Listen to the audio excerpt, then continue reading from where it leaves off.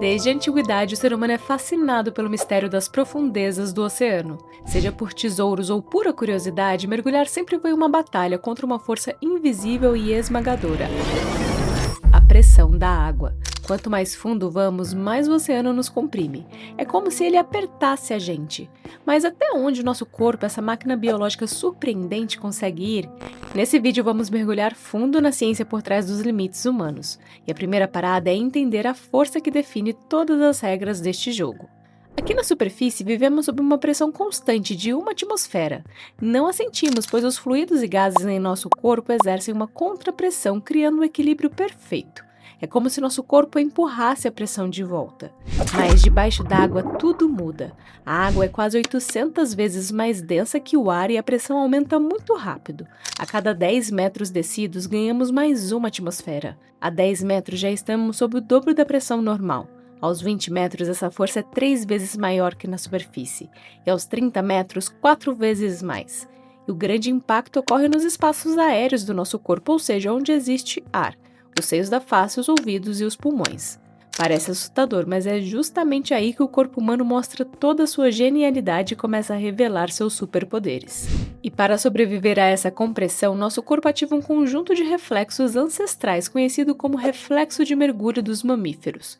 Primeiro, a bradicardia. O coração desacelera radicalmente para poupar oxigênio. Ao mesmo tempo, ocorre a vasoconstrição periférica. Os vasos sanguíneos dos braços e pernas se contraem, redirecionando o sangue rico em oxigênio para os órgãos vitais, como o cérebro e o coração. Porém, o fenômeno mais impressionante é o blood shift, ou desvio sanguíneo. Para evitar que os pulmões entrem em colapso sob a pressão extrema, os vasos capilares dos alvéolos se enchem de plasma sanguíneo. Como o líquido não sofre os mesmos efeitos da pressão que o ar, ele preenche o espaço criando uma barreira física que protege a estrutura pulmonar de ser esmagada. É o nosso corpo usando a própria água interna para lutar contra a água externa. Aliás, se você gosta de aprender mais sobre ciência e mergulho, não se esqueça de curtir o vídeo e se inscrever no canal. Tem muito mais conteúdo vindo por aí. Mas até onde esse mecanismo nos protege? Primeiro, precisamos esclarecer que, como o corpo humano é feito principalmente de líquidos, sangue, água e tecidos, nós não implodimos igual acontece com os submersíveis mal construídos. Líquidos são incompressíveis, diferentes de materiais rígidos como carbono e titânio. Como nosso corpo é 70% água, os líquidos distribuem a pressão de forma igual. Nossos tecidos flexíveis se adaptam em vez de quebrar. O que muda sob pressão são os espaços do corpo que possuem ar e já falamos anteriormente, pulmões, ouvidos e seios da face. E embora os mecanismos mencionados anteriormente protejam o corpo humano até certo ponto, existe um limite para o mergulho livre, ou seja, sem equipamento. E esse limite gira em torno de 200 metros. Não porque o corpo implodiria, mas porque a fisiologia deixa de sustentar a descida. Nessa profundidade, os pulmões estão comprimidos a uma fração mínima do volume normal e mesmo com desvio sanguíneo, eles chegam perto do colapso. O oxigênio disponível se torna insuficiente e, durante a subida, a queda brusca de pressão pode causar blackout hipóxico, um desmaio por falta de oxigênio. Ou seja, o corpo humano não implode, mas falta oxigênio, os pulmões atingem seus limites físicos e a mente começa a falhar. É por isso que, na prática, o mergulho livre além de 200 metros se torna praticamente impossível para nós. Ainda assim, alguns atletas levam o corpo a limites que parecem impossíveis, e o exemplo mais famoso é o austríaco Herbert Nitsch.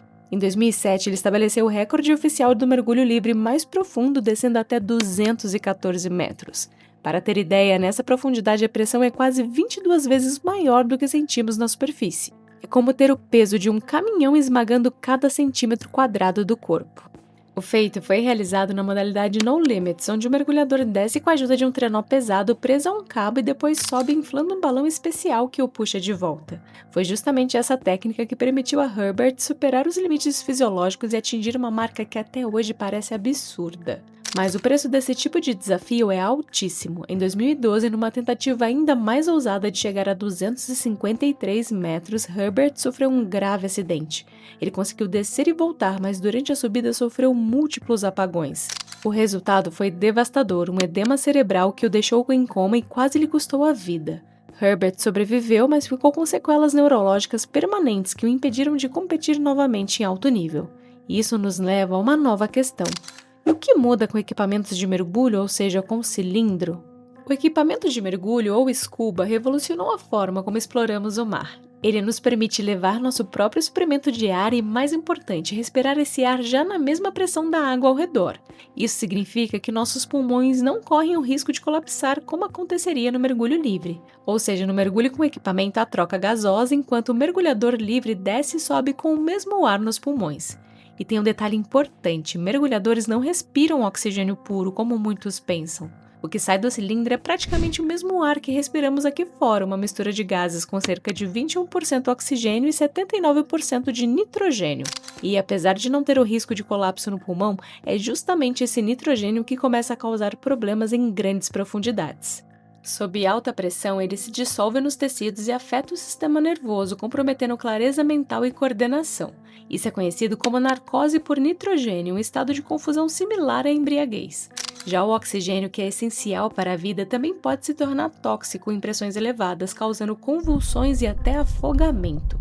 Para evitar isso, mergulhadores técnicos usam misturas de gases especiais, como o nitrox, com mais oxigênio, ou adicionam hélio, que reduz os efeitos da narcose. E foi justamente dominando esse equilíbrio delicado entre gases, pressões e riscos que o egípcio Hamed Gam conseguiu escrever seu nome na história. Em 2014, ele realizou o mergulho com o cilindro mais profundo já registrado, 332,35 metros. Uma descida que levou apenas alguns minutos, mas cujo retorno à superfície exigiu um processo de descompressão de impressionantes 14 horas. E por que levou tanto tempo? Por causa da doença descompressiva. Se um mergulhador sobe rápido demais, o nitrogênio dissolvido no sangue forma bolhas, como em um refrigerante aberto. Isso pode causar paralisia, danos cerebrais e até a morte. A subida lenta e com paradas de segurança é essencial para permitir que o corpo elimine o gás de forma segura. Mas aí surge uma questão: e quando o ser humano precisa trabalhar dias seguidos em grandes profundidades, como acontece em plataformas de petróleo ou em operações submarinas complexas, fazer descompressão longa todo dia seria inviável. Nesse caso, a solução encontrada pela engenharia é o chamado mergulho de saturação. A lógica é simples: se o corpo já está saturado de gases, ele não vai absorver muito mais. Então, em vez de descomprimir cada mergulho, os mergulhadores ficam semanas inteiras vivendo em habitats pressurizados na superfície com a mesma pressão do fundo do mar onde irão trabalhar. O transporte até a profundidade é feito em um sino de mergulho pressurizado que mantém as condições. Assim, eles descem, realizam o serviço e voltam para o habitat sem nunca perder a pressão. Durante esse período, os mergulhadores comem, dormem e convivem em um ambiente artificial, mas sob pressão equivalente a centenas de metros de profundidade. Somente no final de toda a missão eles passam pelo processo de descompressão única, que pode levar vários dias até que seja seguro voltar à pressão normal da superfície. E os números aqui são impressionantes. Em testes de laboratório já se chegou a 701 metros em câmaras hiperbáricas. Em mar aberto, o recorde pertence a mergulhadores da empresa francesa Comex, que em 1988 trabalharam a 534 metros de profundidade. Ali, a pressão era mais de 50 vezes maior do que na superfície e a respiração só foi possível graças a misturas especiais de gases como o heliox, hélio mais oxigênio, que seriam letais em qualquer outra condição. Mas mesmo com toda essa tecnologia, ainda é um caminho muito longo até o ponto mais profundo da Terra. Para chegar ao ponto mais profundo da Terra, precisamos de um submersível, um veículo pequeno projetado especificamente para resistir à pressão absurda do fundo do oceano, como o Titan da Ocean Gate, só que construído da forma correta. E é justamente esse tipo de veículo que nos leva até a Fossa das Marianas, no Pacífico, um abismo com quase 11 mil metros de profundidade. Para se ter uma ideia, se colocássemos o Monte Everest dentro dela, o pico ainda ficaria mais de 2 quilômetros debaixo d'água. A primeira descida tripulada foi em 1960, com o batiscafo Trieste, que levou o suíço Jacques Piccard e o americano Don Walsh a incríveis 10.916 metros de profundidade. Eles ficaram apenas 20 minutos no fundo, mas abriram caminho para a exploração abissal. Mais de 50 anos depois, em 2012, foi a vez do cineasta James Cameron, sim, o diretor de Titanic e Avatar. Ele desceu sozinho no submersível Deep Sea Challenger e chegou a 10.908 metros. Cameron descreveu o lugar como desolado como a lua, sem sinais de peixes, apenas alguns pequenos crustáceos.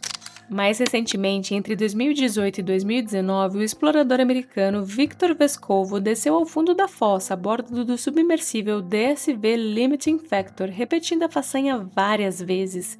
Ele até encontrou novas formas de vida e, infelizmente, também plástico, provando que a poluição chegou ao lugar mais remoto do planeta. Hoje, a exploração do fundo do mar segue mais viva do que nunca, movida tanto pela curiosidade científica quanto pela ambição de bilionários que sonham em conquistar as profundezas. Enquanto isso, o mergulho recreativo cresce no mundo inteiro, atraindo cada vez mais pessoas que querem sentir, nem que seja por alguns minutos, a estranha e mágica sensação de flutuar em um universo diferente.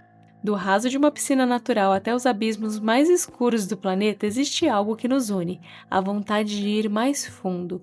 E é esse impulso que nos leva a desafiar a pressão, inventar novas tecnologias e, acima de tudo, enfrentar nossos próprios limites.